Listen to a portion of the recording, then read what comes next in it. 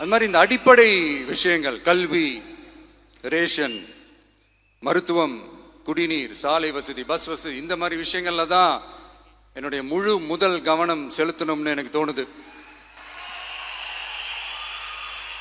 நான் முன்னாடியே சொன்ன மாதிரி மக்கள் பணத்துல இருந்து ஒரு பைசா கூட நான் தொட மாட்டேன். எனக்கு அது அவசியமும் இல்லை. அது உங்களுக்கு நல்லாவே தெரியும். இந்த விஜய் தப்பு பண்ண மாட்டான், தப்பு பண்ணவும் விட மாட்டான்.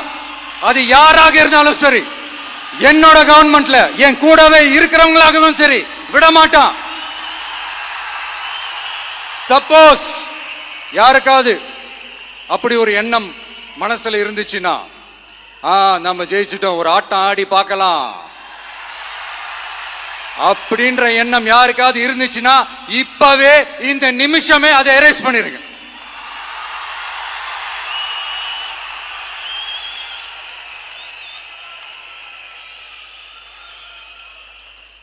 இங்க ஒரே சென்டர் தான், என் தலைமையில் உண்டான சென்டர்.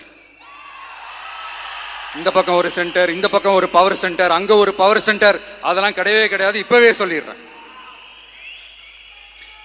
பெண்கள், இளைஞர்கள், விவசாயிகள், அரசு ஊழியர்கள், ஆசிரியர்கள், உழைக்கிற மக்கள், மீனவர்கள் எல்லாருமே நம்ம டிவிக்கு அரசுல நல்லா இருப்போம், நல்லா இருப்போம், நல்லா இருப்போம்.